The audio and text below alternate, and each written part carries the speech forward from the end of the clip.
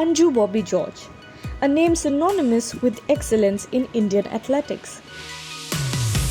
From her historic bronze at the World Championships to her tireless work off the field, she continues to inspire. As the Vice President of the Athletics Federation of India, Anju is dedicated to setting up a robust system for athletes' mental health. Her approach emphasizes the importance of mental resilience, overcoming nerves, anxiety, and nervousness, all key components in an athlete's journey. Anju also raises a thought-provoking point about the new wave of mental health awareness. She believes that while it's crucial to address these issues, the rise of social media might be making the younger generation overly sensitive. Anju's unique perspective highlights the balance needed in today's world. Supporting mental health while fostering resilience is a fine line, but she navigates it with wisdom. Anju Bobby George, a true champion on and off the field, continues to pave the way for future generations.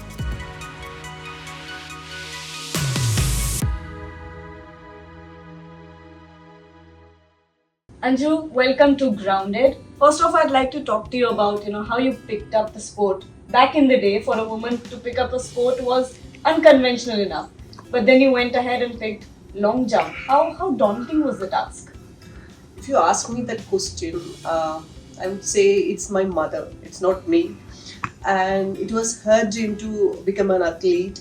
But during those days, for a girl from Kerala and very orthodox family, and it was just a dream.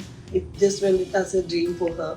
And when I born, she could find a spark in me, and then she realized I am good in sports, or I have got the talent, and she put a lot of effort.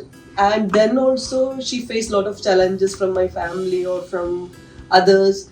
If you send the girl to for sports, under the sun she will be dark, or she will not get any good married guy. And she long jump, of course, she is jumping with shorts, so such issues. But my mother said, I know she's good in sports, and if I push her, she will she can go anywhere, and if I'm not doing that, she will be like a normal girl. So she said, I want to help her or support her in whichever way, and I can identify her talent, and she will make you all happy one day, and wait for that. That's what her words. But that's incredible from your mother. And since this show is all about mental health, now there's so much awareness about mental health. Back in the day, I'm guessing Nothing was there. But does that make the process more complicated now? See, mental health in the sense, during our time, we never had such issues. We never imagined such issues, and we had no clue about that. See, boring, that word was not there then. We never used that word. But now, even as a 3-year-old kid will say, I'm mama boring. So, this is the issue, and maybe back then, for us, everything was a struggle. And nothing was easily available, and we used to play with the kids. We used to like outdoor kids, and even at home also we were not exposed to many things. So if we want to go to city, and we'll just go and come back. Even if we cry for something, parents never accepted that. But now with just a word, everything is available for them. And see, they are always surrounded with lot of informations. Yes. And I think they're good and bad, in everything. So kids nowadays are having a lot of knowledge about many things. So they are trying to become maybe they are finding something new in the Instagram, and they are trying to become like that. And if it's not achievable, then they will start crying, or they will be like mental trauma, or many issues they are facing. And now in athletics, in sports also, kids are having mental trainers. Yes. We never heard about that during our time. Actually, I don't know, we never, as I said, we never faced such challenges. So it's little scary, but we have many sources to tackle that. but I don't know whether it's good or not. Still, I don't know. Back then, also absence of social media. Yes, that is So- one thing. That's one Huh. thing, and we had limited knowledge. Yeah. So, see, when I was in school, I had the knowledge only about that surrounding areas. I never even imagined that. See, I had only like Kottayam is my district, so I never visited beyond that. So my knowledge was limited. Yeah. Only school friends and my family. Other than that, I never had a interaction with anybody. So I was happy there. And only thing is that whenever we get summer vacation, so we used to wait for that because all the family kids will come to our home, and we will go out and play. So that was our big this thing. And see, it was not like this. Maybe in a year we will get new dress, and beyond that we never imagined or we never actually wanted that. But now every day kids are getting many new things, and see that excitement is not there in them. So Overexposure to things. I think overexposure is killing their career. Not career. I don't know what to say. Okay, but now talking about your transformation from athlete to mentor. Mentorship is one of the biggest responsibilities you take Yes. on as a human being. Yes. Because now you're responsible for someone else's life, someone else's Yes. career.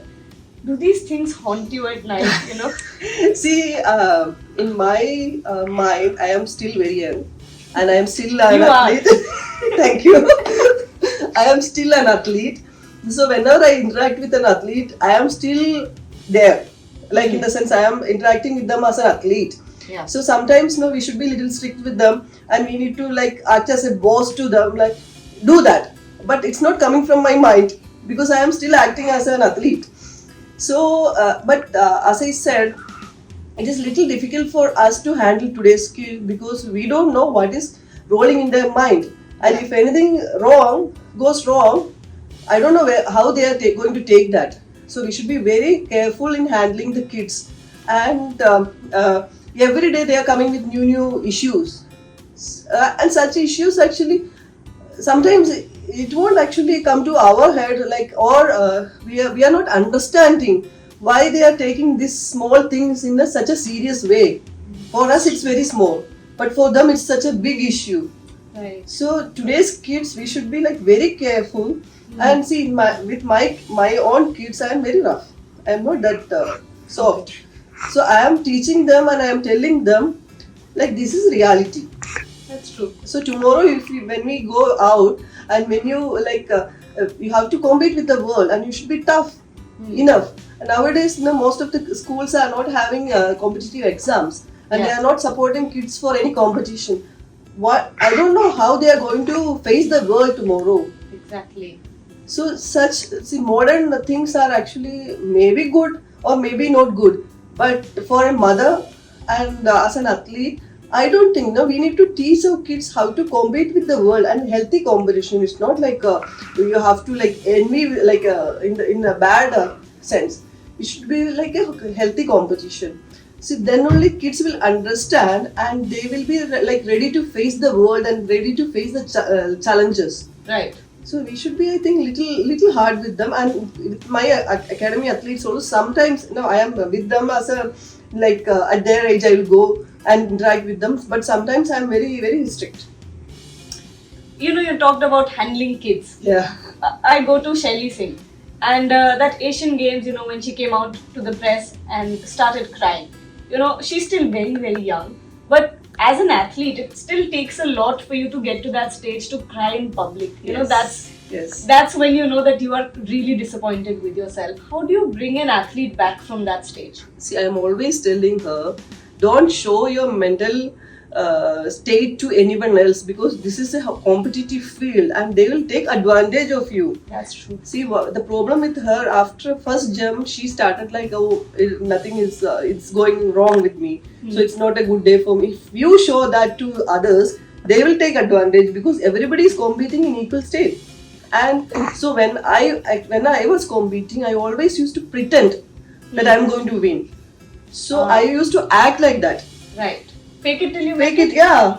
till you make it. Yes, yes. Till you So that make it. is what. Very important. So sometimes no, I used to get criticism back from India that Anju is doing makeup during the competition. I'm pretending that I don't have any issues and I'm fearless and I'm calm. Hmm. So you actually that is enough to win a medal or enough to get a competition. And if you are showing your fear or your anxiety to others, they will take advantage of you. So I'm always teaching that to Shaili. Don't show your emotions, but still she is young to understand what I'm saying. She is yet to grow to that level. But it's good to know how you handle with all these things. And finally, wonderful conversation we've had here. But a message to all, aspiring young women athletes that are, going for long jump or any other Olympic sports for that See, matter. nowadays no need to give any advice to anybody because they are overwhelmed with that. Just to Google Yes, it. yeah, just a fingertip away. But yeah, I would like to tell everybody that find your right talent and nurture that. And see, always dream about your future or dream about your career, and don't depend on anybody. So when I was a young kid, I always had a dream like to be independent at the age of 17 or 18, and I did that. I don't know how that came into my mind, but I was dreaming about that and I did that. And then I started dreaming about a world level competition. I did that. So always chase your dreams and never say like I am not good enough or I am not capable enough, because every human being is gifted with some or other talents. So just find that talent and nurture that talent. Wow, that is an incredible message. I couldn't add anything further. That is a perfect note for us to end this show. Thank you so much, Anju, for joining us. Thank you very much.